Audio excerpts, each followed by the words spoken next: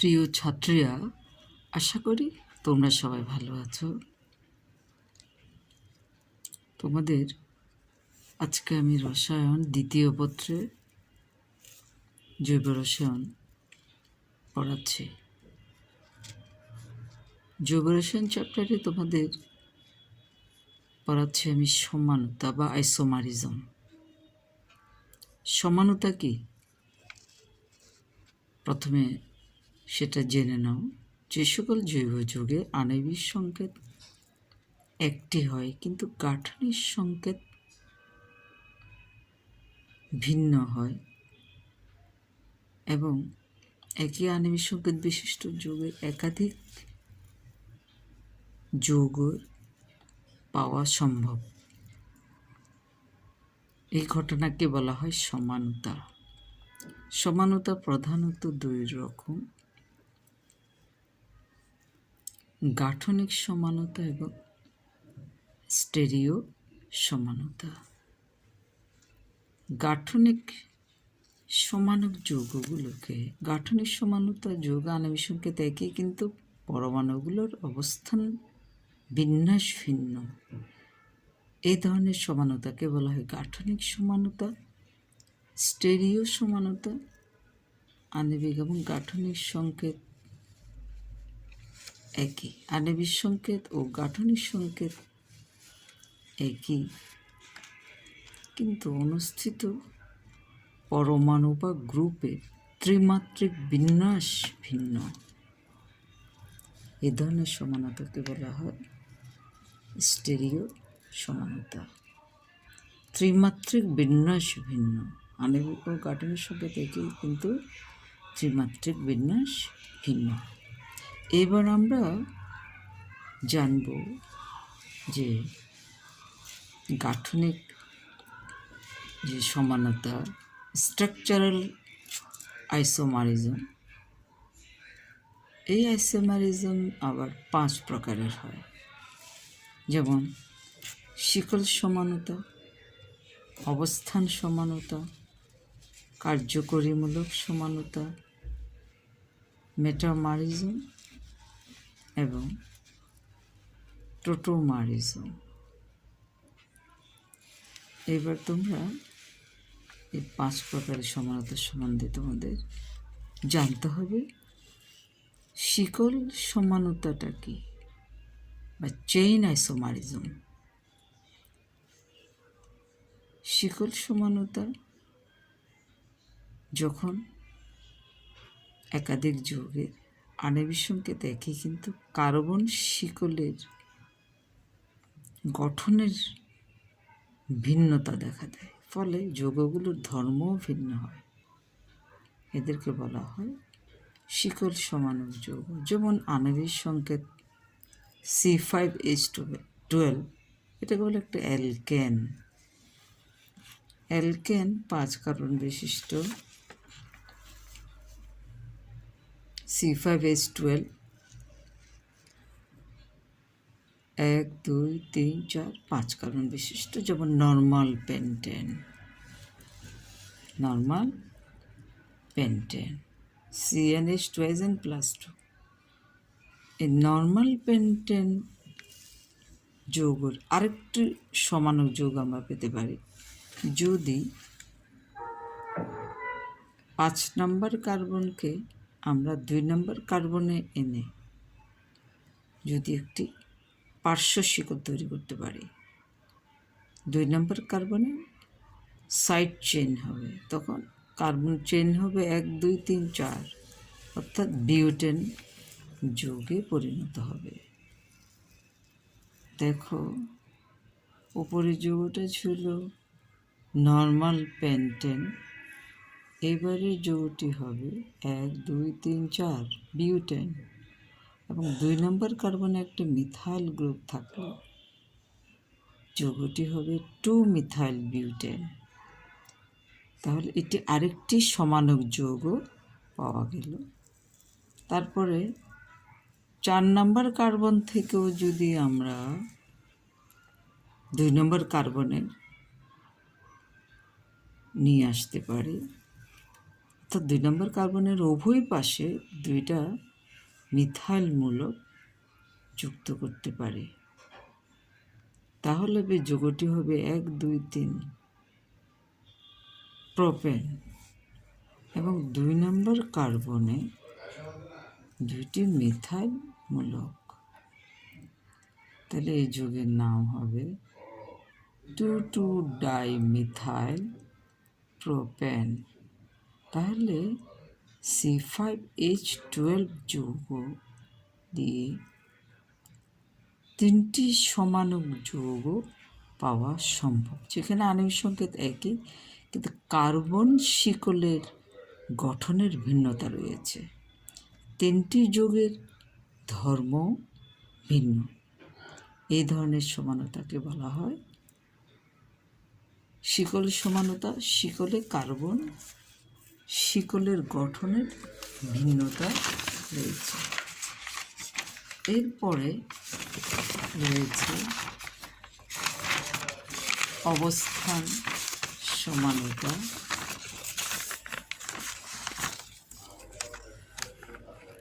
বা position isomerism.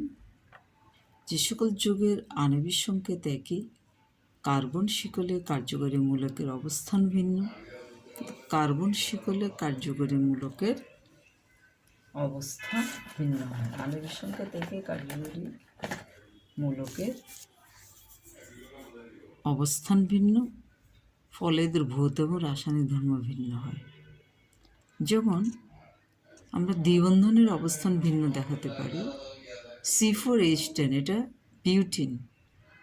এই যৌগ দিয়ে 2টি আণবিক সংকেত দিয়ে 2টি গাঠনিক সংকেত বিশিষ্ট যৌগ পাওয়া যায়। একটা হচ্ছে 1 বিউটিন, যে 1 এবং 2 কার্বনের মাঝখানে ডাবল বন্ধন।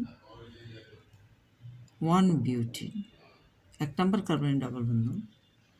এটা আণবিক সংকেত C4H8, কার্বন 4টা, হাইড্রোজেন 8টা। 2 নম্বর কার্বনে যদি ডাবল বন্ধন হয় তখনও আণবিক সংকেত C4H8 এবং এই যৌগটির নাম হচ্ছে 2 বিউটিন। ঠিক অনুরূপভাবে OH মূলকের অবস্থানও ভিন্ন হতে পারে। যেমন 1 বিউটানল 1 নম্বর কার্বনে OH, 2 বিউটানল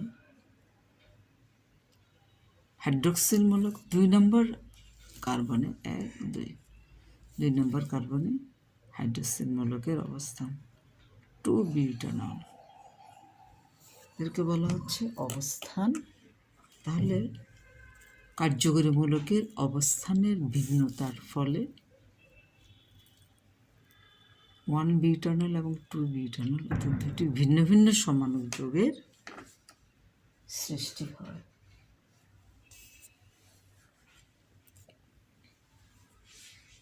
তারপরের যৌগটি হচ্ছে কার্যকরী মূলক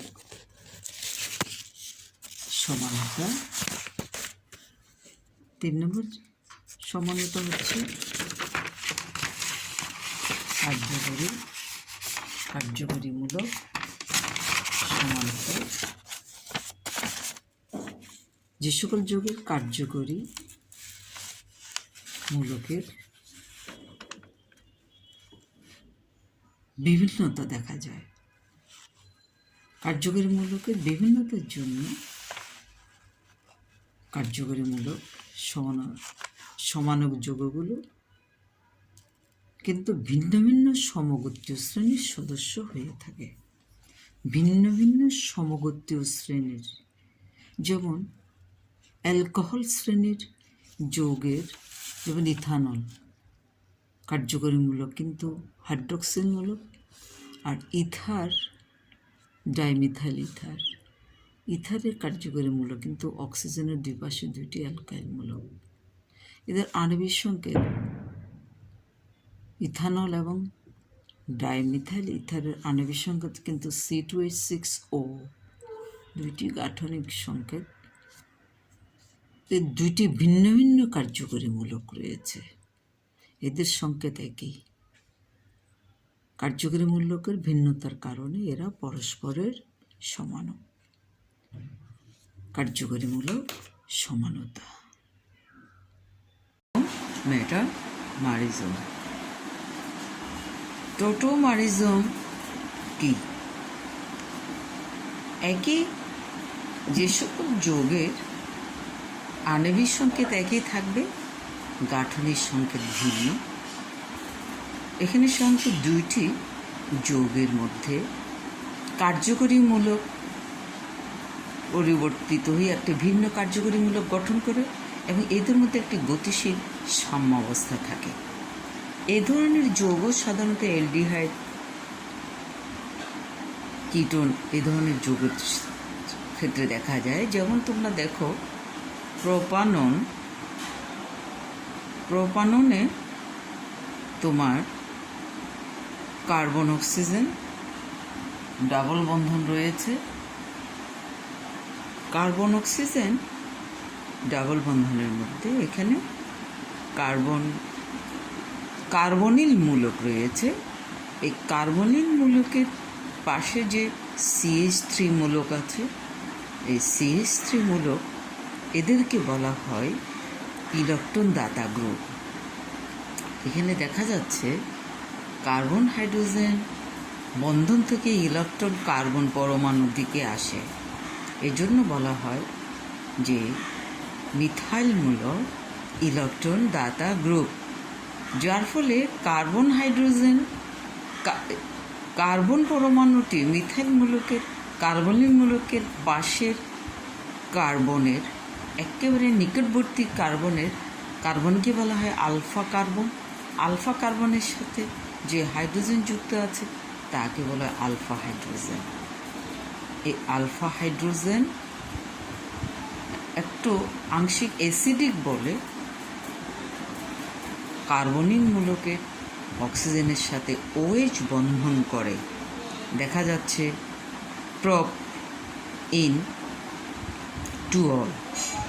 তাহলে প্রোপানন বা কিটোন যৌগ ইনল যৌগে পরিণত হয়। এই টোটোমারিজমের শর্ত কি? এখানে কার্যমূলকের সাপেক্ষে একটি অবশ্যই আলফা হাইড্রোজেন উপস্থিত থাকতে হবে। যেমন এখানে দেখা যাচ্ছে আলফা হাইড্রোজেন আছে প্রোপাননে বা এসিটোনে। একটি তড়িৎ-ঋণাত্মক পরমাণু দ্বিবন্ধন বা ত্রিবন্ধন দ্বারা যুক্ত থাকতে হবে। যেমন এখানে কার্বনিল মূলক, নাইট্রোজেন অক্সিজেন মূলক, কার্বন নাইট্রোজেন বন্ধন, নাইট্রোজেন অক্সিজেন বন্ধন, কার্বন অক্সিজেন বন্ধন।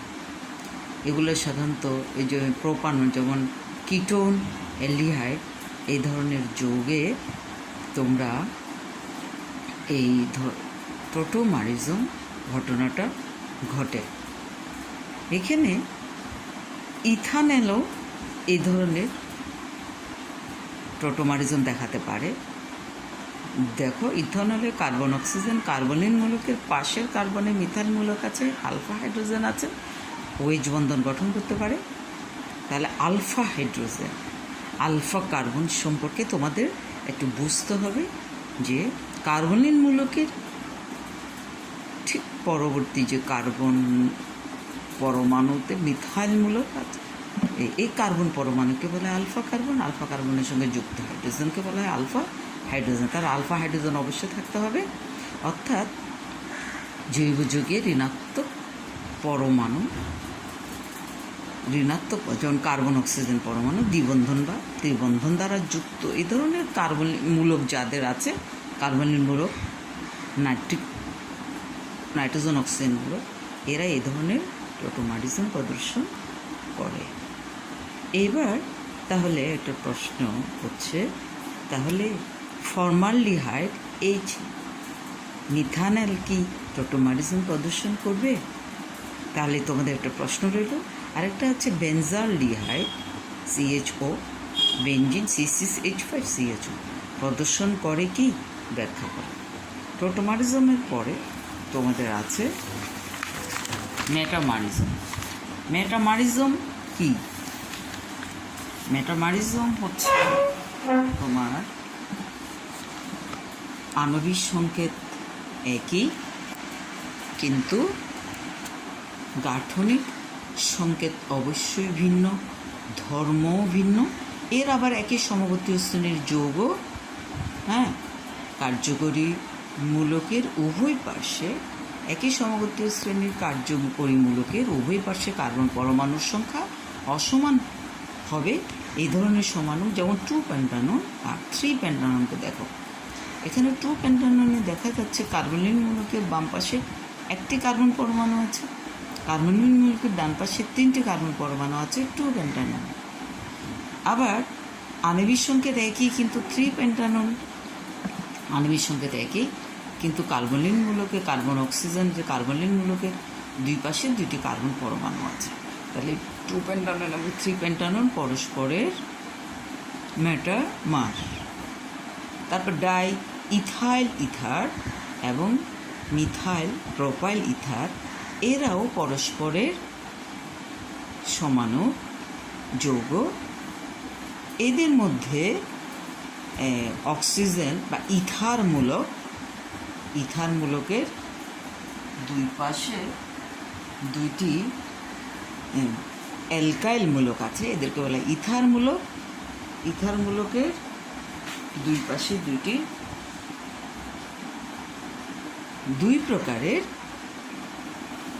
সমাণুর সৃষ্টি হচ্ছে ইথার মূলকের দুই পাশে কার্বন চেইনের ভিন্নতার কারণে। একটা মিথাইল ইথাইল ইথার, অন্যটি হচ্ছে ডাই ইথাইল ইথার। আচ্ছা, এই সমস্ত মেটামার সাধারণত দেখায় যাদের কার্যকরী মূলকগুলো কার্বন চেইনের মাঝখানে অবস্থান করে।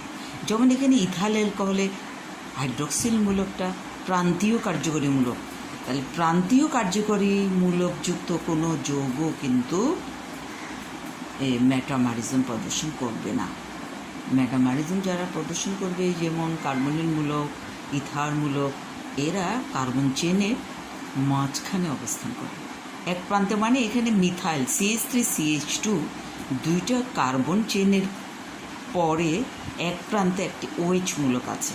তাহলে প্রান্তীয় কার্যকরী মূলকযুক্ত যৌগ অর্থাৎ ইথানল, প্রোপানল, এ ধরনের যৌগ কিন্তু মেটামারিজম প্রদর্শন করবে না।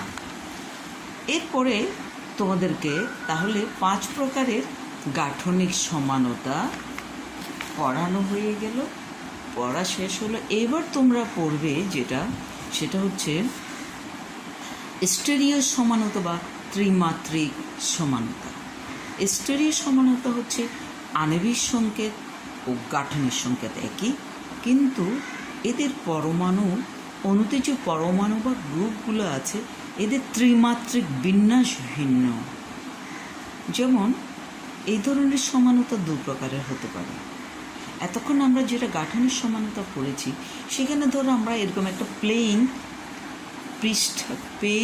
প্লেনের উপর যে পরমাণুগুলোর বিন্যাস দেখানো হয়েছে।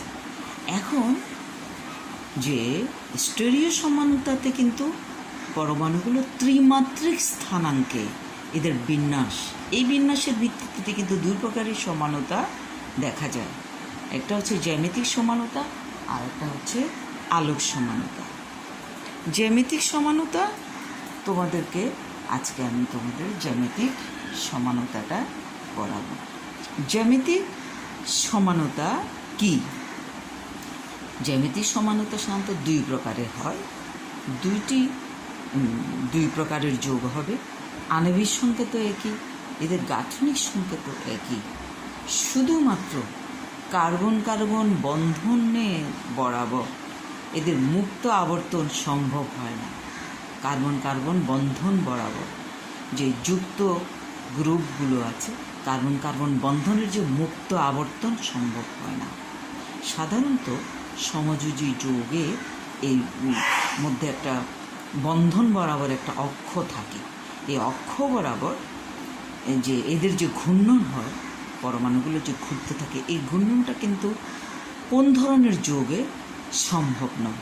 সাধারণত অ্যালকেনে বা সিগমা বন্ধনযুক্ত যৌগে কিন্তু ঘূর্ণন সম্ভব নয় সাধারণত দ্বিবন্ধনযুক্ত যৌগে। যখন কার্বন কার্বন ডবল বন্ধন থাকে, তাহলে জ্যামিতিক সমানতা, আণবিক সংকেত গাঠনিক সংকেত একই, কিন্তু কার্বন কার্বন বন্ধন বরাবর মুক্ত ঘূর্ণন সম্ভব নয় বলে দুটি সমাণু যোগের সৃষ্টি হয়। একটা হচ্ছে সিস সমাণু আর একটা হচ্ছে ট্রান্স সমাণু। এই জন্য এদের ধর্ম ভিন্নতা দেখা যায়। এই ধরনের যৌগ সাধারণত চক্রাকার যৌগও ঘটতে পারে, অথবা দ্বিবন্ধন বিশিষ্ট অ্যালকিন যৌগগুলো সাধারণত জ্যামিতিক সমানতা প্রদর্শন করে। জ্যামিতিক সমানতার কারণটা কি? তোমরা ইথিন অণু পড়েছ। ইথিনের যদি অরবিটাল চিত্র দেখো, গঠনটা দেখো, তখন দেখা যাবে ইথিনিনে তোমার 3টি কার্বন পরমাণুতে 2টি কার্বন আছে। প্রত্যেকটি কার্বন 2টা হাইড্রোজেন পরমাণুর সাথে হাইড্রোজেন বন্ধনে আবদ্ধ। এদিকে কার্বন কার্বন সিগমা বন্ধন আছে। 2 নম্বর কার্বনটিও 2টি হাইড্রোজেন পরমাণুর সাথে সিগমা বন্ধনে আবদ্ধ। এই যে 3টা কার্বনের সাথে যে এরকম 3টা বন্ধন রয়েছে সিগমা বন্ধন, এরা একটা প্লেনে বা সমতলে অবস্থান করে। কিন্তু কার্বন পরমাণুতে যে 2টি পি অরবিটাল আছে, অসংকরিত পি অরবিটালটি এই সমতলের উপরে এবং নিচে অবস্থান করে, তাহলে সমকোণে অবস্থান করে। তারপরে এই 2টি পি অরবিটাল মিলে একটি পাই বন্ধন গঠন করে। পাই বন্ধন গঠন করলে তখন কি হয়? এই কার্বন কার্বন মুক্ত ঘূর্ণন সম্ভব হয় না। যে এর ফলে 2টি সমাণু যোগের সৃষ্টি হয়। যেখানে দেখা যাচ্ছে একটি সিস সমাণু, এ কার্বন কার্বন ডাবল বন্ধনযুক্ত যোগের সাথে এ এবং এ 2টি পরমাণু বা মূলক কার্বন কার্বন সমতলের একই দিকে অবস্থান করে, বি এবং বি অপর পাশে অবস্থান করে। এটাকে বলে সিস সমাণু। যখন বিপরীত দিকে অবস্থান করে, একটা প্লেনের কার্বন কার্বন বন্ধনের প্লেনের বিপরীত দিকে যখন অবস্থান করে, তখন একে বলা হয় ট্রান্স সমাণু। অর্থাৎ 2টি সমাণু যোগের সৃষ্টি হয়, 2টি সমাণু যোগও পাওয়া যায়। জ্যামিতিক সমানতার শর্তগুলো একটু দেখে নাও। জ্যামিতিক সমানতার শর্তগুলো হচ্ছে তোমার এখানে কার্বন কার্বন বন্ধনে মুক্ত আবর্তন সম্ভব হবে না, রহিত হতে হবে। এই ধরনের যৌগ হতে পারে কার্বন কার্বন ডবল বন্ধন, এই ধরনের যৌগ কার্বন কার্বন ডবল বন্ধনও হতে পারে। এই ধরনের যৌগ মধ্যে চক্রাকার যৌগ এই ধরনের সমানতা দেখাতে পারে। আবার এই দ্বিবন্ধনযুক্ত কার্বনের সঙ্গে যে মুক্ত পরমাণু বা গ্রুপগুলো যুক্ত আছে, কার্বনের সঙ্গে যুক্ত পরমাণু বা গ্রুপগুলো ভিন্ন হতে হবে। যেমন কার্বন কার্বন ডাবল বন্ধন, এক কার্বন পরমাণুতে এ থাকতে পারবে না, একটা এ আরেকটা ভিন্ন বি, আরেকটা কার্বন পরমাণুতে একটা এ আরেকটা বি থাকবে। এ এবং বি সমান হতে পারবে না, যার ফলে এরা যদি অবস্থান করে, এদের জ্যামিতিক বিন্যাসটা কেমন হতে পারে? যেমন কার্বন কার্বন সিস সমানুতে 2টি এ মূলক 2টি কার্বন কার্বন বন্ধনের প্লেনের উপরে 2টি এ সমাণু অবস্থান করবে এবং 2টি বি সমাণু একটা প্লেনের নিচে অবস্থান করবে। এটা একটা সমাণু হতে পারে, এটাকে বলে সিস সমাণু। অথবা এ সমাণুটি একটা প্লেনের উপরেও অবস্থান করতে পারে, একটা প্লেনের নিচেও অবস্থান করতে পারে, এটাকে বলা হয় ট্রান্স সমাণু। 2 নম্বর হতে পারে কার্বনের সাথে এবি থাকতে পারে, আবার কার্বনের সাথে বিডি যুক্ত থাকলেও এই ধরনের জ্যামিতিক সমাণু গঠন করতে পারে। যেমন ট্রান্স সমানুতে কার্বন কার্বন ডবল বন্ধন আছে, এখানে AB যুক্ত আছে, আর একটা কার্বন কার্বনতে BD যুক্ত হতে পারে। এটা একটা ট্রান্স সমাণু। সিস সমাণুতে B A B B D দুইটি বি একই পাশে অবস্থান করতে পারে, এদেরকে বলা হয় সিস সমাণু। আর দুটি বি কার্বন কার্বন বন্ধনের বিপরীত দিকে অবস্থান করতে পারে, এদেরকে বলা হয় ট্রান্স সমাণু। যেমন CH3 CH double bond CH Cl। আরেকটি কন্ডিশন হতে পারে কার্বন কার্বন ডাবল বন্ধনের বাম পাশে ধরো AB গ্রুপ আছে, আবার ডান পাশে দুটি ভিন্নমূলক DEও থাকতে পারে। এরাও সিস এবং ট্রান্স গঠন করতে পারে। এবার দেখো, যেমন CH3 CH double bond CCl Br, এখানে কার্বনের সাথে একদিকে আছে CH গ্রুপ, আরেকটা হচ্ছে CH3 গ্রুপ, এদিকে আছে কার্বনের সাথে ক্লোরিন এবং ব্রোমিন, ভিন্ন ভিন্ন মূলক সিস এবং ট্রান্স আইসোমার গঠন করতে পারে। এবার চক্রাকার যৌগের ক্ষেত্রে দেখো, তারাও চক্রাকার যৌগগুলো জ্যামিতিক সমাণু যৌগ দুইটি আইসোমার গঠন করতে পারে, সিস এবং ট্রান্স। এখানে যখন ত্রিভুজাকার একটা যৌগ চক্রাকার সাইক্লোপ্রোপেন, এখানে আবার 1,2 ডাইমিথাইল সাইক্লোপ্রোপেন, 1,2 ডাইমিথাইল সাইক্লোপ্রোপেনের সিস এবং ট্রান্স। সিস ফর্মে দেখা যাচ্ছে দুইটি মিথাইলমূলক সমতলের একই দিকে অবস্থান করে, আর দুইটি মিথাইলমূলক ট্রান্সপোজিশনের ভিন্ন দিকে অবস্থান করে। তাহলে জ্যামিতিক সমানতার শর্তগুলো অবশ্যই দেখে নিবে, উদাহরণগুলো দেখে নিবে। জ্যামিতিক সমানতা আগামী ক্লাসে তোমরা পড়বে আলোক সমানতা।